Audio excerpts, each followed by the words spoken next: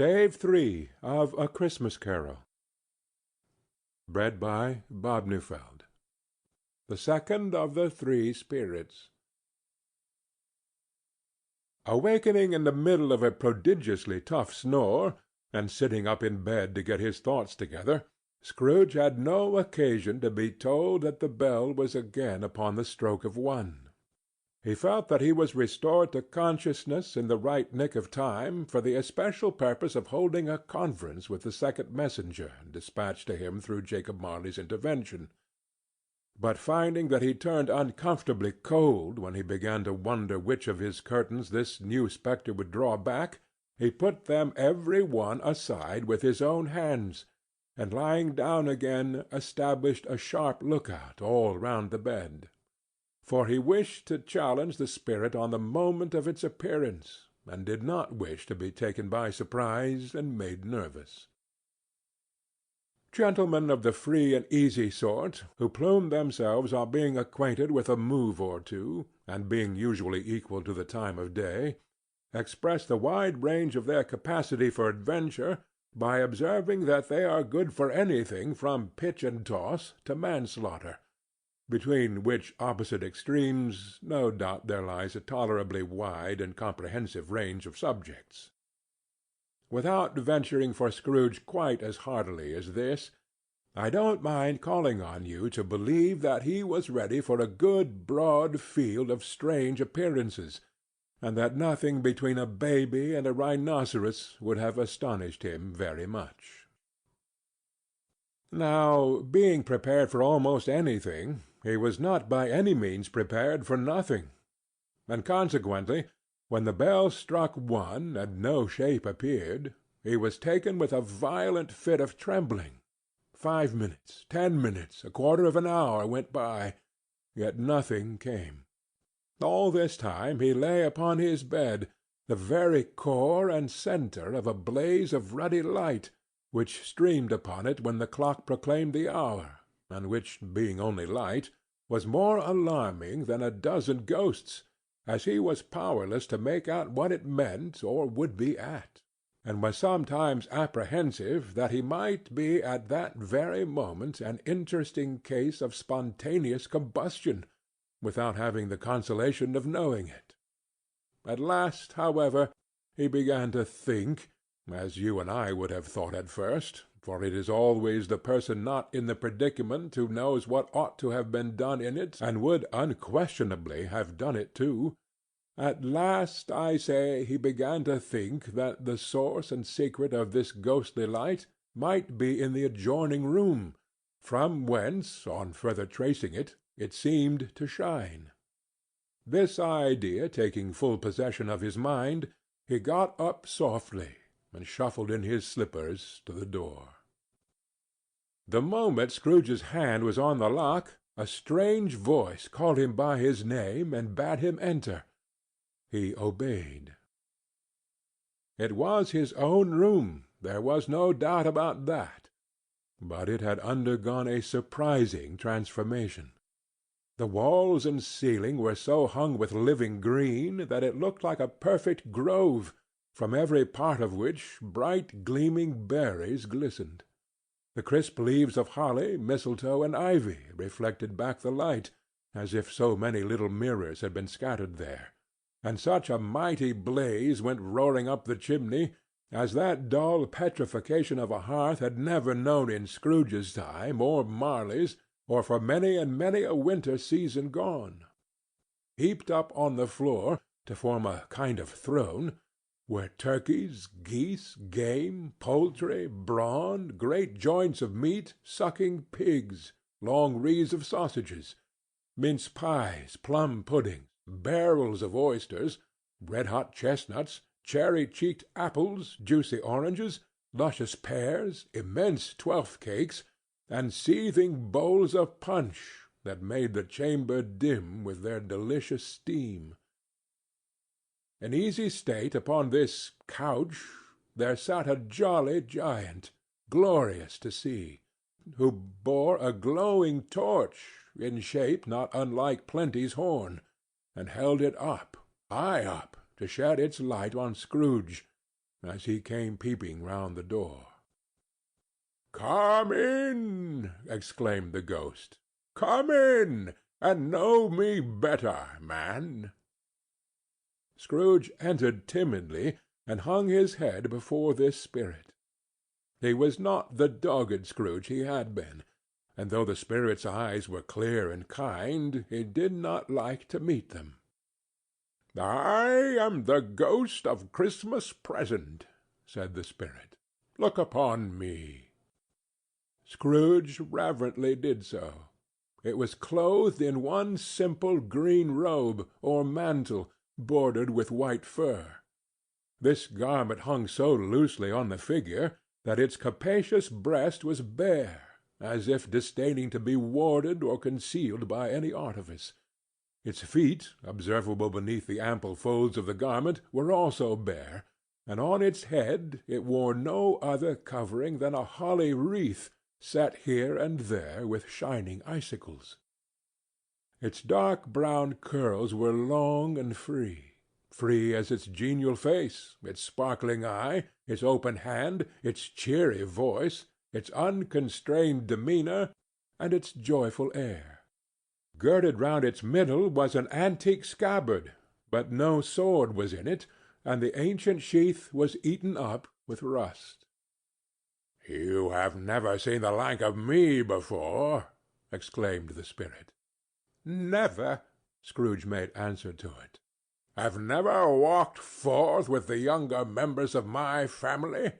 Meaning, for I am very young, my elder brothers born in these later years?" pursued the phantom.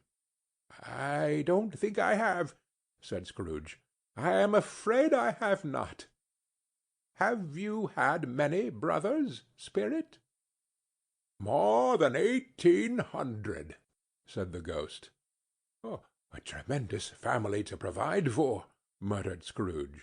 The ghost of Christmas Present rose. "Spirit," said Scrooge submissively, "conduct me where you will. I went forth last night on compulsion, and I learnt a lesson which is working now. To-night, if you have aught to teach me, let me profit by it." "Touch my robe." Scrooge did as he was told, and held it fast. Holly, mistletoe, red berries, ivy, turkeys, geese, game, poultry, brawn, meat, pigs, sausages, oysters, pies, puddings, fruit, and punch, all vanished instantly. So did the room, the fire, the ruddy glow, the hour of night, and they stood in the city streets on Christmas morning, where, for the weather was severe, the people made a rough but brisk and not unpleasant kind of music in scraping the snow from the pavement in front of their dwellings, and from the tops of their houses, whence it was mad delight to the boys to see it come plumping down into the road below, and splitting into artificial little snowstorms. The house fronts looked black enough, and the windows blacker, contrasting with the smooth white sheet of snow upon the roofs, and with the dirtier snow upon the ground, which last deposit had been ploughed up in deep furrows by the heavy wheels of carts and wagons, furrows that crossed and recrossed each other hundreds of times where the great streets branched off and made intricate channels, hard to trace in the thick yellow and icy water. The sky was gloomy, and the shortest streets were choked up with a dingy mist, half thawed, half frozen, whose heavier particles descended in a shower of sooty atoms, as if all the chimneys in Great Britain had by one consent caught fire and were blazing away to their dear hearts' content. There was nothing very cheerful in the climate or the town, and yet there was an air of cheerfulness abroad that the clearest summer air and the brightest summer sun might have endeavored to diffuse in vain. For the people who were shoveling away on the housetops were jovial and full of glee, calling out to one another from the parapets, and now and then exchanging a facetious snowball, better-natured missile far than many a wordy jest, laughing heartily if it went right, and not less heartily if it went wrong. The poulterers' shops were still half open, and the fruiterers' were radiant in their glory. There were great round pot-bellied baskets of chestnuts, shaped like the waistcoats of jolly old gentlemen, lolling at the doors and tumbling out into the street in their apoplectic opulence. There were ruddy, brown-faced, broad-girthed Spanish onions, shining in the fatness of their growth like Spanish friars, and winking from their shelves in wanton slyness at the girls as they went by and glanced demurely at the hung-up mistletoe. There were pears and apples clustered high in blooming pyramids. There were bunches of grapes, made, in the shopkeeper's benevolence, to dangle from conspicuous hooks, that people's mouths might water gratis as they passed. There were piles of filberts, mossy and brown, recalling, in their fragrance, ancient walks among the woods and pleasant shufflings ankle-deep through withered leaves. There were Norfolk biffins, squat and swarthy, setting off the yellow of the oranges and lemons, and in the great compactness of their juicy persons urgently entreating and beseeching to be carried home in paper bags and eaten after dinner. The very gold and silver fish set forth among these choice fruits in a bowl, though members of a dull and stagnant-blooded race, appeared to know that there was something going on, and to a fish went gasping round and round their little world in slow and passionless excitement. The grocers! Oh, the grocers! Nearly closed, with perhaps 2 shutters down, or 1, but through these gaps such glimpses!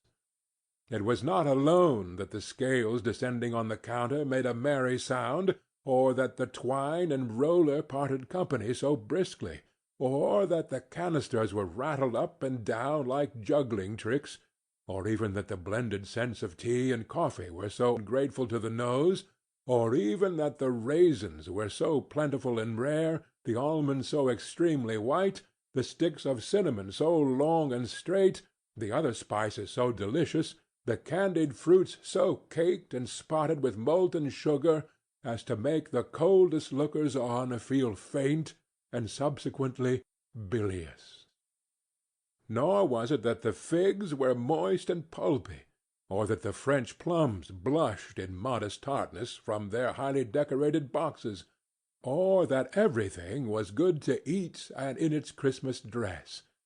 But the customers were all so hurried and so eager in their hopeful promise of the day that they tumbled up against each other at the door, crashing their wicker baskets wildly, and left their purchases upon the counter, and came running back to fetch them, and committed hundreds of like mistakes in the best humor possible, while the grocer and his people were so frank and fresh that the polished hearts with which they fastened their aprons behind might have been their own, worn outside for general inspection, and for Christmas daws to peck at, if they chose. But soon the steeples called good people all to church and chapel, and away they came, flocking through the streets in their best clothes and with their gayest faces, and at the same time there emerged from scores of by-streets, lanes, and nameless turnings innumerable people, carrying their dinners to the bakers' shops.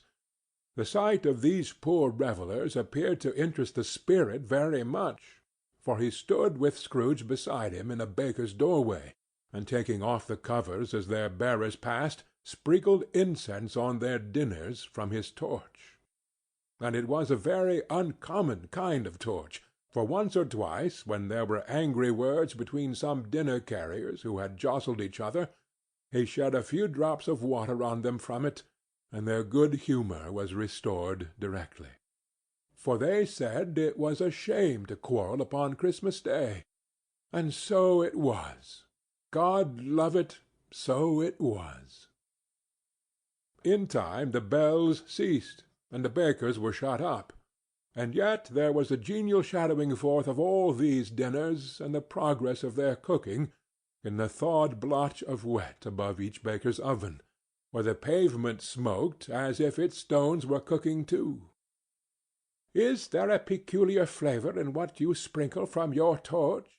asked Scrooge. "There is. My own." "Would it apply to any kind of dinner on this day?" asked Scrooge. "To any kindly given. To a poor one most." "Why to a poor one most?" asked Scrooge. "Because it needs it most." "Spirit," said Scrooge, after a moment's thought, "I wonder you, of all the beings in the many worlds about us, should desire to cramp these people's opportunities of innocent enjoyment." "I?" cried the spirit. "You would deprive them of their means of dining every seventh day, often the only day on which they can be said to dine at all," said Scrooge. "Wouldn't you?" "I?" cried the spirit. "You seek to close these places on the seventh day," said Scrooge, "and it comes to the same thing." "I seek!" exclaimed the spirit. "Forgive me if I am wrong. It has been done in your name, or at least in that of your family," said Scrooge. "There are some upon this earth of yours," returned the spirit, "who lay claim to know us, and who do their deeds of passion, pride, ill-will, hatred, envy, bigotry, and selfishness in our name, who are as strange to us and all our kith and kin as if they had never lived. Remember that, and charge their doings on themselves, not us." Scrooge promised that he would, and they went on, invisible, as they had been before, into the suburbs of the town. It was a remarkable quality of the ghost, which Scrooge had observed at the baker's, that notwithstanding his gigantic size, he could accommodate himself to any place with ease, and that he stood beneath a low roof quite as gracefully and like a supernatural creature as it was possible he could have done in any lofty hall. And perhaps it was the pleasure the good spirit had in showing off this power of his, or else it was his own kind, generous-hearted nature, and his sympathy with all poor men, that led him straight to Scrooge's clerk's, for there he went, and took Scrooge with him, holding to his robe. And on the threshold of the door the spirit smiled, and stopped to bless Bob Cratchit's dwelling with the sprinkling of his torch. Think of that! Bob had 15 bob a week himself. He pocketed on Saturdays but 15 copies of his Christian name, and yet the ghost of Christmas present blessed his 4-roomed house. Then up rose Mrs. Cratchit, Cratchit's wife, dressed out but poorly in a twice-turned gown, but brave in ribbons, which are cheap and make a goodly show for 6d, and she laid the cloth, assisted by Belinda Cratchit, second of her daughters, also brave in ribbons, while Master Peter Cratchit plunged a fork into the saucepan of potatoes, and getting the corners of his monstrous shirt-collar, Bob's private property conferred upon his son and heir in honor of the day, into his mouth, rejoiced to find himself so gallantly attired, and yearned to show his linen in the fashionable parks. And now 2 smaller Cratchits, boy and girl, came tearing in, screaming that outside the baker's they had smelt the goose, and known it for their own, and basking in luxurious thoughts of sage and onion, these young Cratchits danced about the table, and exalted Master Peter Cratchit to the skies, while he, not proud, although his collars nearly choked him, blew the fire until the slow potatoes, bubbling up, knocked loudly at the saucepan lid to be let out and peeled. "What has ever got your precious father, then?" said Mrs. Cratchit. "And your brother, Tiny Tim? And Martha warn't as late last Christmas Day by half an hour." "Here's Martha, mother," said a girl, appearing as she spoke. "Here's Martha, mother!" cried the 2 young Cratchits. "Hurrah! There's such a goose, Martha!" "My bless your heart alive, my dear, how late you are!" said Mrs. Cratchit, kissing her a dozen times, and taking off her shawl and bonnet for her with officious zeal. "We'd a deal of work to finish up last night," replied the girl, "and had to clear away this morning, mother." "Well, never mind, so long as you are come," said Mrs. Cratchit. "Sit ye down before the fire, my dear, and have a warm, Lord bless ye." "No, no, there's father coming," cried the two young Cratchits, who were everywhere at once. "Hide, Martha, hide!" So Martha hid herself, and in came little Bob, the father, with at least 3 feet of comforter, exclusive of the fringe, hanging down before him, and his threadbare clothes darned up and brushed to look seasonable, and Tiny Tim upon his shoulder. Alas for Tiny Tim! He bore a little crutch, and had his limbs supported by an iron frame. "Why, where's our Martha?" cried Bob Cratchit, looking around. "Not coming," said Mrs. Cratchit. "Not coming?" said Bob, with a sudden declension in his high spirits, for he had been Tim's blood-horse all the way from church, and had come home rampant. "Not coming upon Christmas Day!" Martha didn't like to see him disappointed, if it were only in joke, so she came out prematurely from behind the closet door and ran into his arms, while the two young Cratchits hustled Tiny Tim and bore him off into the wash-house, that he might hear the pudding singing in the copper. "And how did little Tim behave?" said Mrs. Cratchit, when she had rallied Bob on his credulity, and Bob had hugged his daughter to his heart's content. "Oh, as good as gold," said Bob, "and better. Somehow he gets thoughtful, sitting by himself so much, and thinks the strangest things you ever heard. He told me, coming home, that he hoped the people saw him in the church, because he was a cripple, and it might be pleasant to them to remember on Christmas Day, 'Who made the lame beggars walk, and blind men see.'" Bob's voice was tremulous when he told them this, and trembled more when he said that Tiny Tim was growing strong and hearty.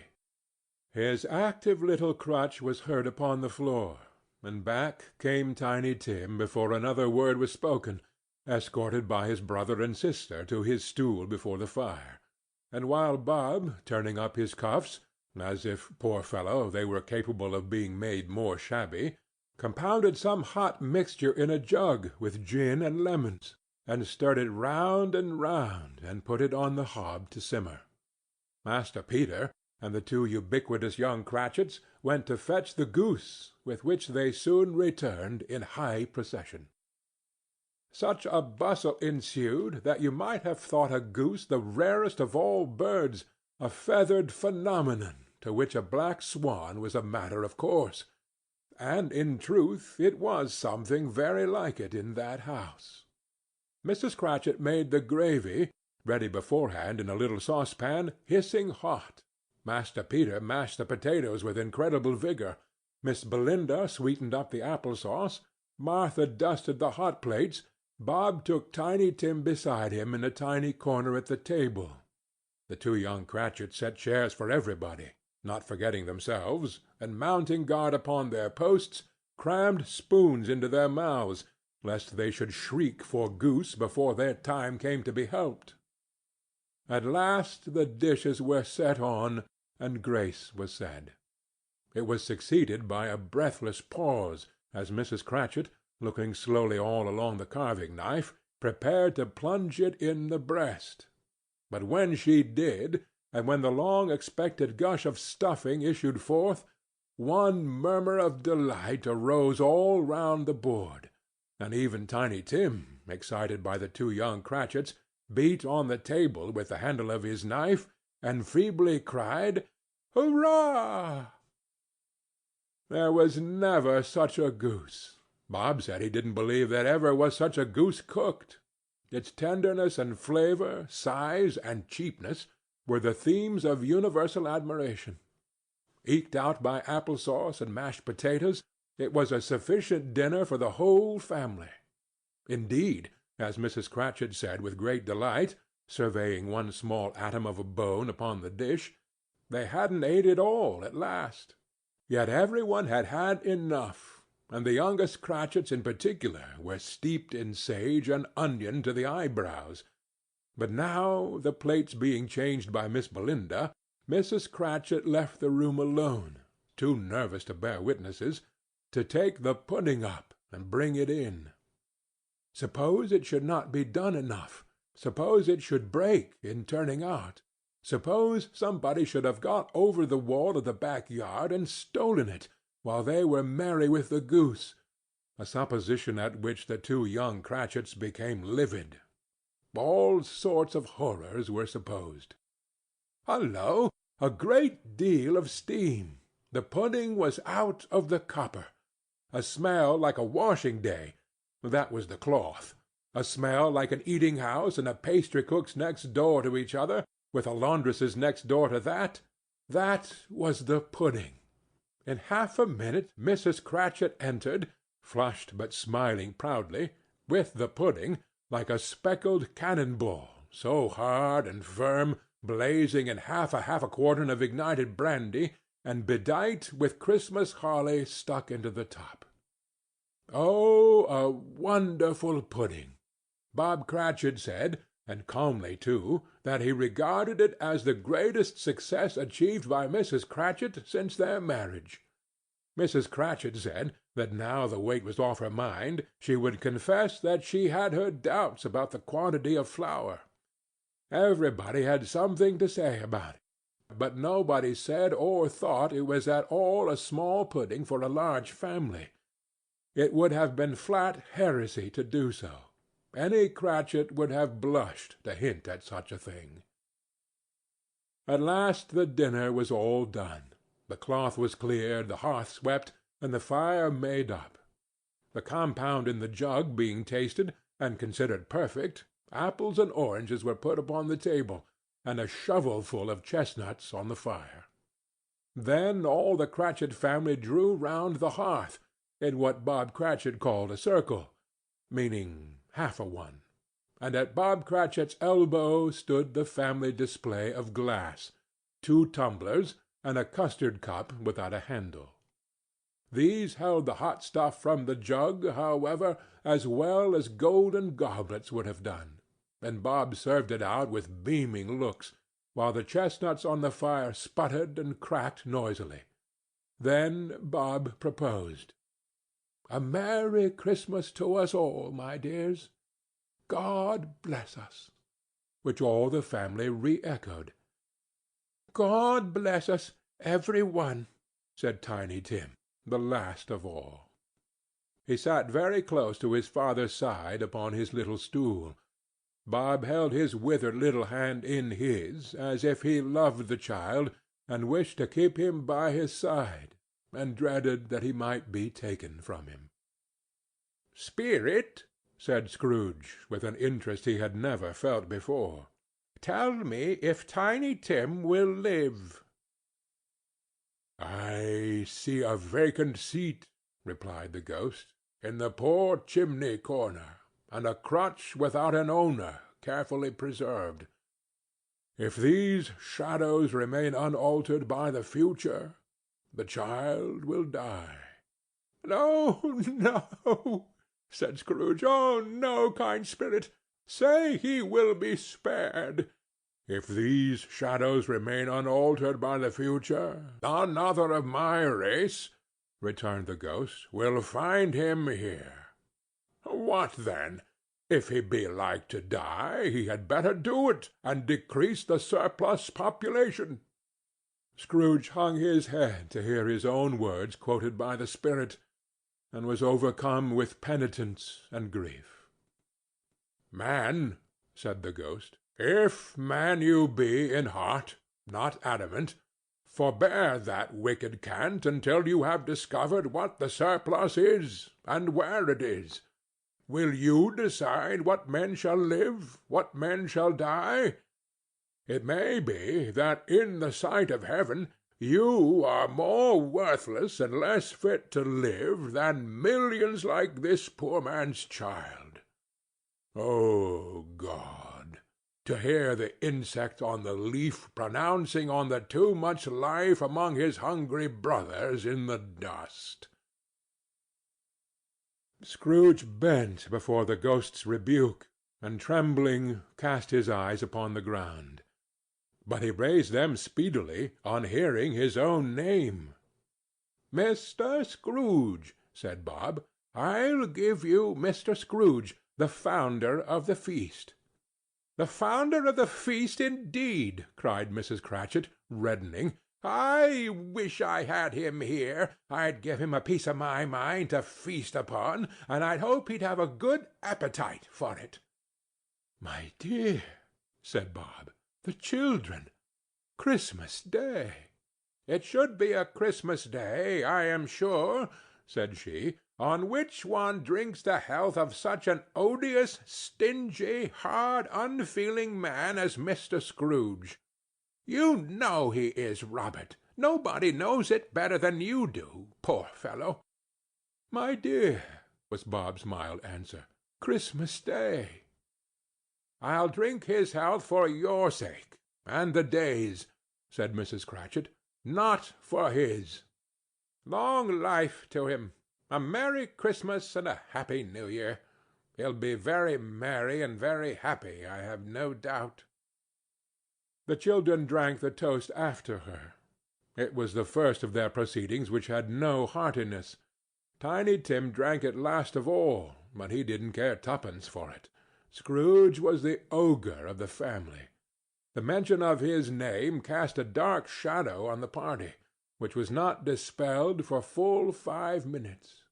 After it had passed away, they were 10 times merrier than before, from the mere relief of Scrooge the Baleful being done with. Bob Cratchit told them how he had a situation in his eye for Master Peter, which would bring in, if obtained, full 5 and 6pence weekly.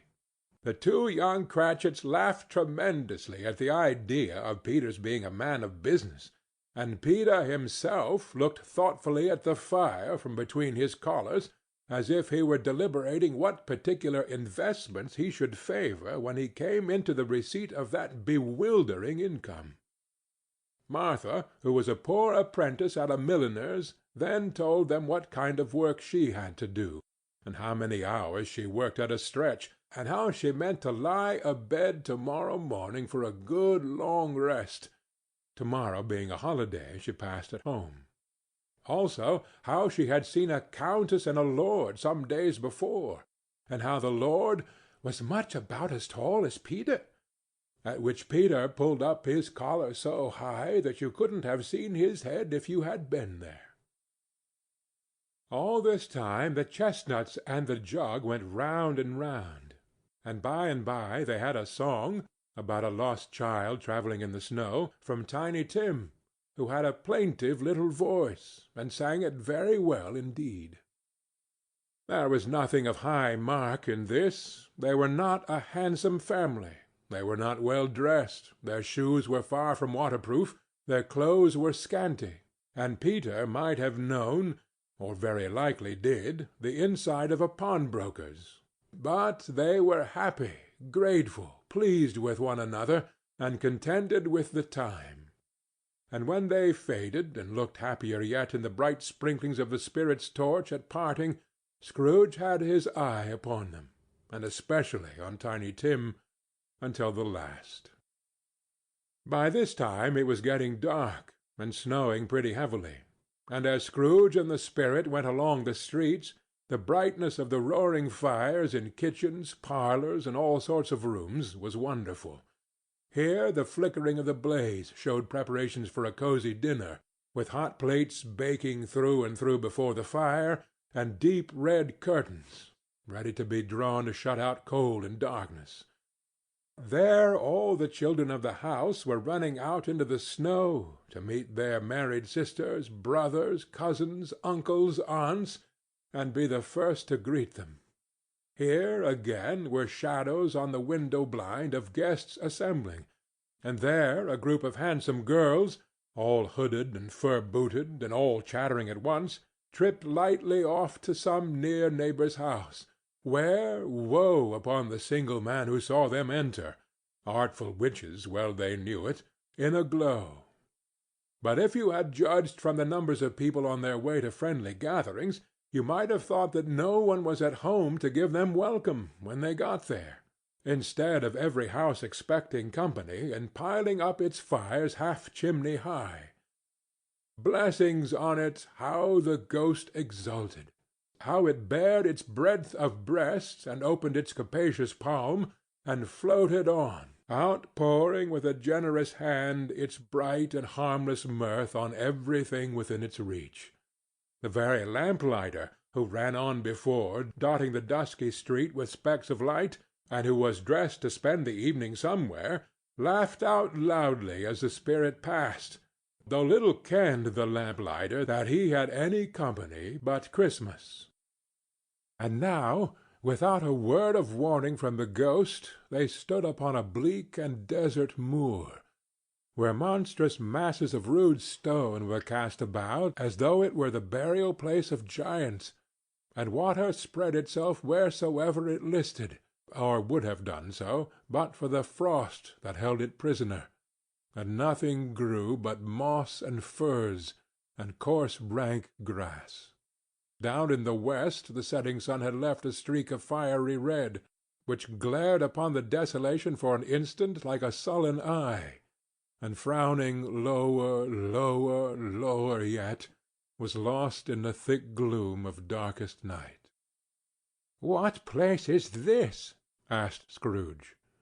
"A place where miners live, who labor in the bowels of the earth," returned the spirit. "But they know me. See!"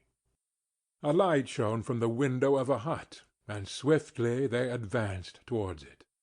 Passing through the wall of mud and stone, they found a cheerful company assembled round a glowing fire. An old man and woman, with their children and their children's children, and another generation beyond that, all decked out gaily in their holiday attire. The old man, in a voice that seldom rose above the howling of the wind upon the barren waste, was singing them a Christmas song. It had been a very old song when he was a boy, and from time to time they all joined in the chorus. So surely as they raised their voices, the old man got quite blithe and loud, and so surely as they stopped, his vigor sank again. The spirit did not tarry here, but bade Scrooge hold his robe, and passing on above the moor, sped—whither? Not to see. To see. To Scrooge's horror, looking back, he saw the last of the land, a frightful range of rocks, behind them, and his ears were deafened by the thundering of water, as it rolled and roared and raged among the dreadful caverns it had worn, and fiercely tried to undermine the earth. Built upon a dismal reef of sunken rocks, some league or so from shore, on which the waters chafed and dashed the wild year through, there stood a solitary lighthouse. Great heaps of seaweed clung to its base, and storm-birds, born of the wind, one might suppose, as seaweed of the water, rose and fell about it, like the waves they skimmed. But even here, two men who watched the light had made a fire, that through the loophole in the thick stone wall shed out a ray of brightness on the awful sea. Joining their horny hands over the rough table at which they sat, they wished each other Merry Christmas in their can of grog. And one of them, the elder too, with his face all damaged and scarred with hard weather as the figurehead of an old ship might be, struck up a sturdy song that was like a gale in itself. Again the ghost sped on, above the black and heaving sea, on, until, being far away, as he told Scrooge, from any shore, they lighted on a ship. They stood beside the helmsman at the wheel, the lookout in the bow, the officers who had the watch. Dark, ghostly figures in their several stations, but every man among them hummed a Christmas tune, or had a Christmas thought, or spoke below his breath to his companion of some bygone Christmas day, with homeward hopes belonging to it, and every man on board, waking or sleeping, good or bad, had had a kinder word for another on that day than on any day in the year, and had shared to some extent in its festivities, and had remembered those he cared for at a distance, and had known that they delighted to remember him. It was a great surprise to Scrooge, while listening to the moaning of the wind, and thinking what a solemn thing it was to move on through the lonely darkness over an unknown abyss, whose depths were secrets as profound as death, it was a great surprise to Scrooge, while thus engaged, to hear a hearty laugh. It was a much greater surprise to Scrooge to recognize it as his own nephew's, and to find himself in a bright, dry, gleaming room, with the spirit standing smiling by his side, and looking at that same nephew with approving affability. "Ha, ha, ha, ha, ha!" laughed Scrooge's nephew. "Ha, ha, ha, ha, ha! If you should happen by any unlikely chance to know a man more blessed in a laugh than Scrooge's nephew, all I can say is I should like to know him too. Introduce him to me, and I'll cultivate his acquaintance. It is a fair, even-handed, noble adjustment of things, that while there is infection and disease and sorrow, there is nothing in the world so irresistibly contagious as laughter and good humor.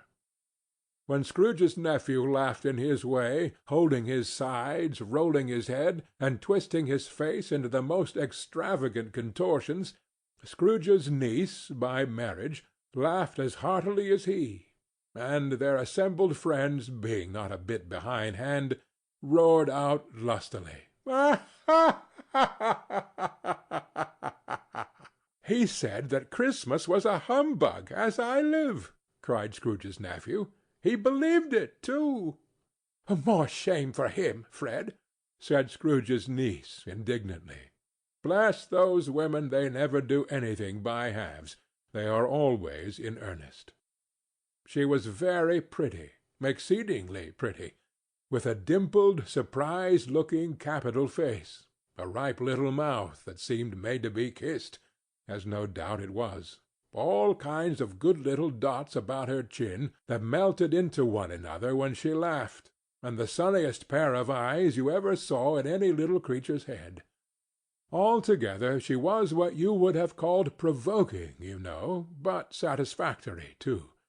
Oh, perfectly satisfactory. "He's a comical old fellow," said Scrooge's nephew. "That's the truth, and not so pleasant as he might be. However, his offences carry their own punishment, and I have nothing to say against him." "I'm sure he's very rich, Fred," hinted Scrooge's niece. "At least you always tell me so." "What of that, my dear?" said Scrooge's nephew. "His wealth is of no use to him. He don't do any good with it. He don't make himself comfortable with it. He hasn't the satisfaction of thinking that he is ever going to benefit us with it." "I have no patience with him," observed Scrooge's niece. Scrooge's niece's sisters, and all the other ladies, expressed the same opinion. "Oh, I have," said Scrooge's nephew. "I am sorry for him. I couldn't be angry with him if I tried. Who suffers by his ill whims? Himself, always.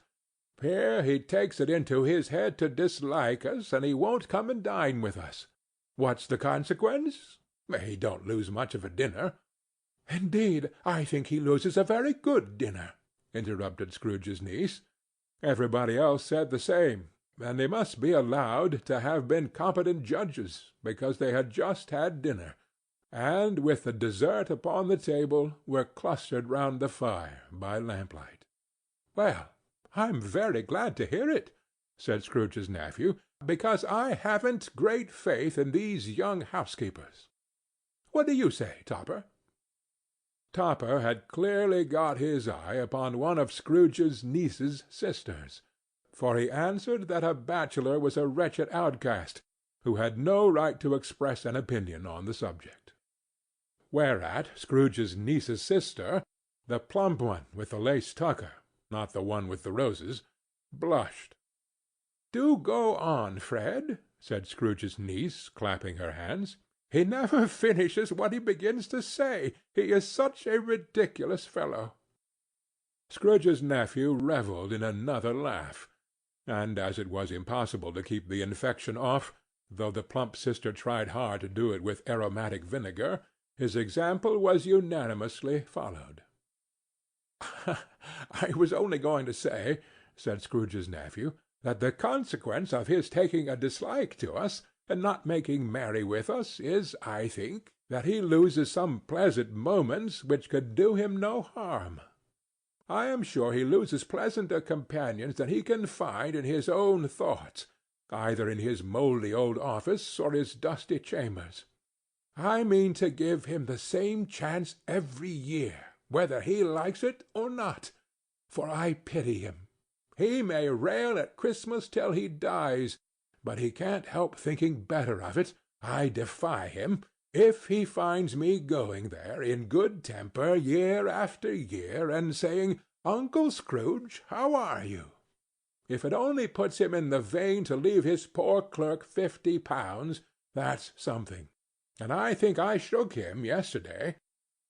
It was their turn to laugh now at the notion of his shaking Scrooge, but being thoroughly good-natured, and not much caring what they laughed at, so that they laughed at any rate, he encouraged them in their merriment, and passed the bottle joyously.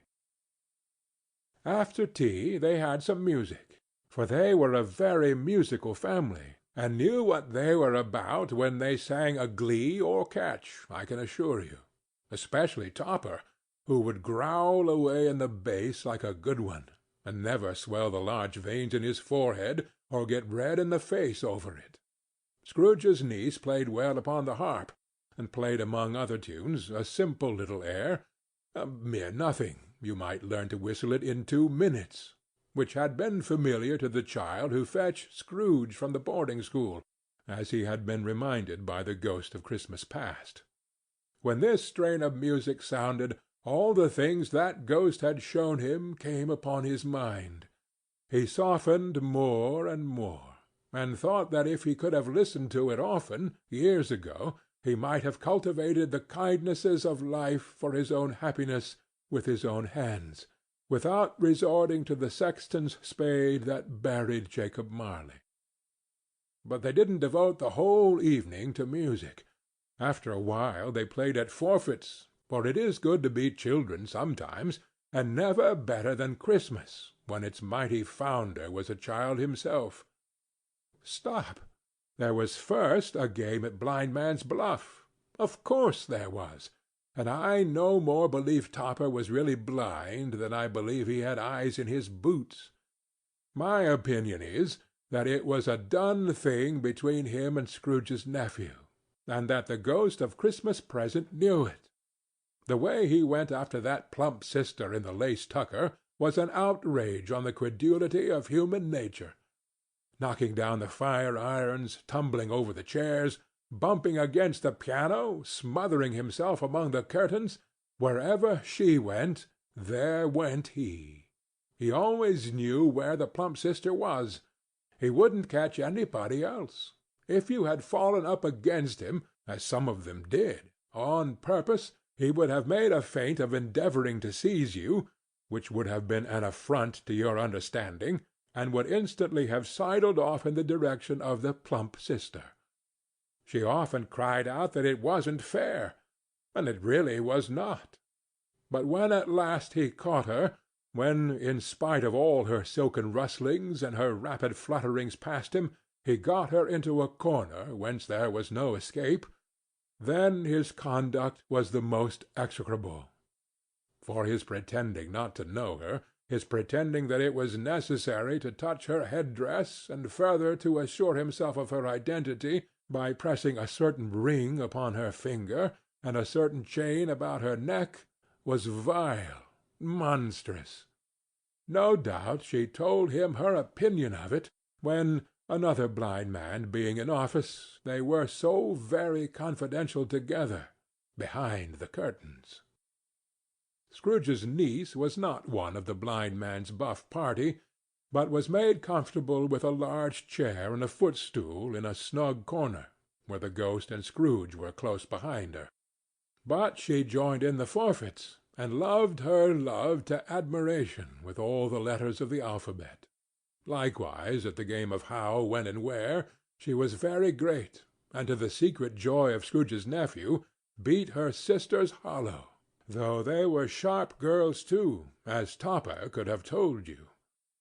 There might have been 20 people there, young and old, but they all played, and so did Scrooge, for wholly forgetting in the interest he had in what was going on that his voice made no sound in their ears, he sometimes came out with his guess quite loud, and very often guessed quite right too, for the sharpest needle, best Whitechapel, warranted not to cut in the eye, was not sharper than Scrooge, blunt as he took it in his head to be. The ghost was greatly pleased to find him in this mood, and looked upon him with such favor that he begged like a boy to be allowed to stay until the guests departed. But this the spirit said could not be done. "Here is a new game," said Scrooge. "Oh, 1/2 hour, spirit, only one." It was a game called Yes and No, where Scrooge's nephew had to think of something, and the rest must find out what, he only answering to their questions yes or no, as the case was.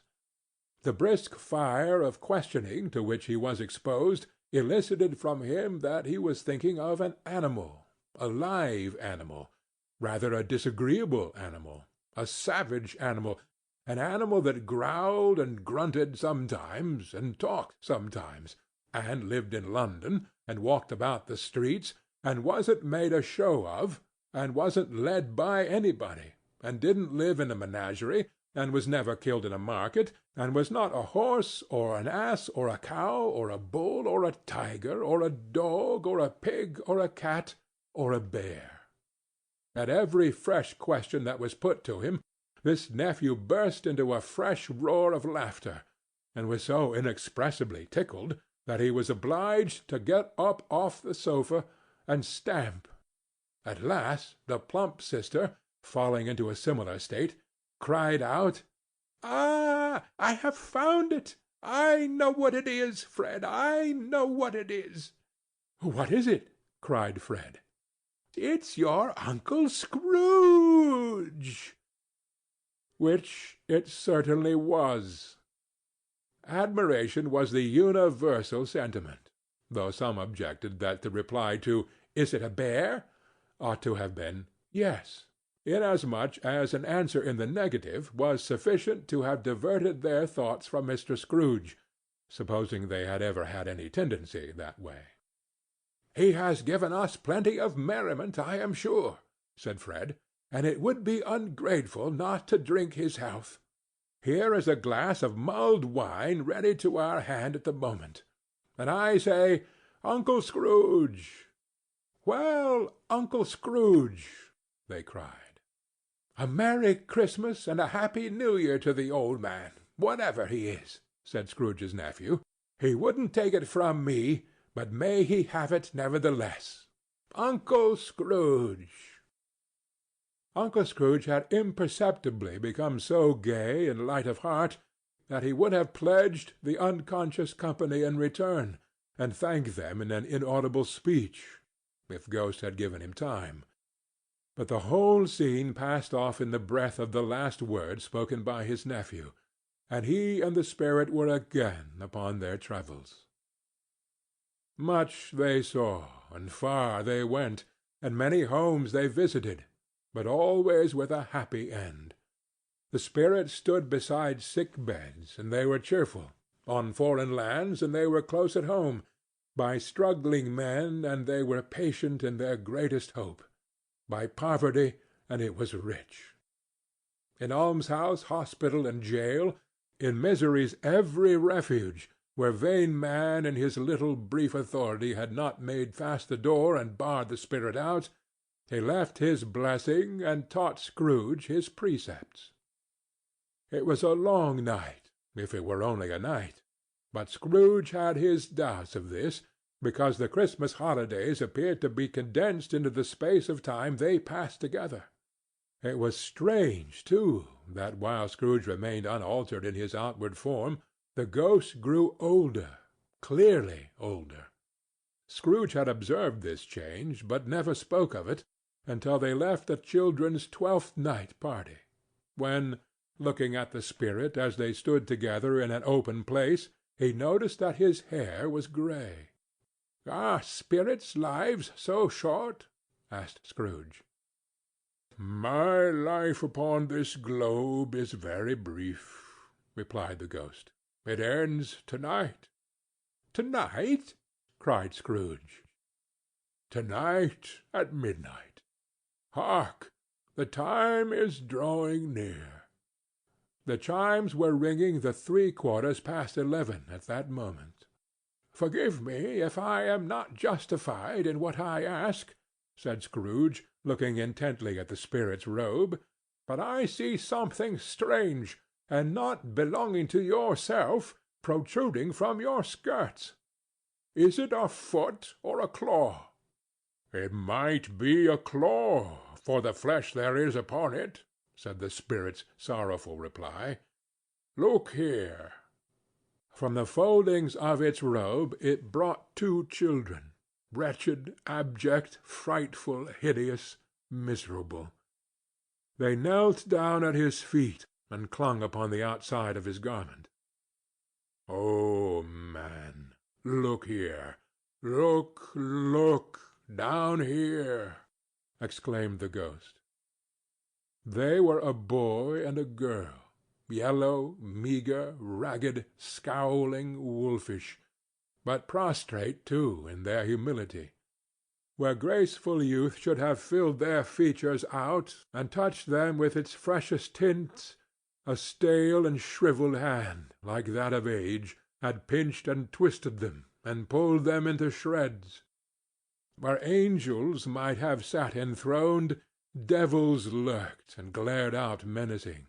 No change, no degradation, no perversion of humanity, in any grade, through all the mysteries of wonderful creation, has monsters half so horrible and dread. Scrooge started back, appalled. Having them shown to him in this way, he tried to say they were fine children, but the words choked themselves, rather than be parties to a lie of such enormous magnitude. "Spirit! Are they yours?" Scrooge could say no more. "They are man's," said the spirit, looking down upon them, "and they cling to me, appealing from their fathers. This boy is ignorance. This girl is want. Beware them both, and all of their degree, but most of all beware this boy, for on his brow I see that written which is doom, unless the writing be erased. Deny it!" cried the spirit, stretching out his hand towards the city. "Slander those who tell it ye. Admit it for your factious purposes, and make it worse, and bide the end." "Have you no refuge or resource?" cried Scrooge. "Are there no prisons?" said the spirit, turning on him for the last time with his own words. "Are there no workhouses?" The bell struck 12. Scrooge looked about him for the ghost, and saw it not. As the last stroke ceased to vibrate, he remembered the prediction of old Jacob Marley, and lifting up his eyes, beheld a solemn phantom, draped and hooded, coming, like a mist along the ground, towards him. End of Stave 3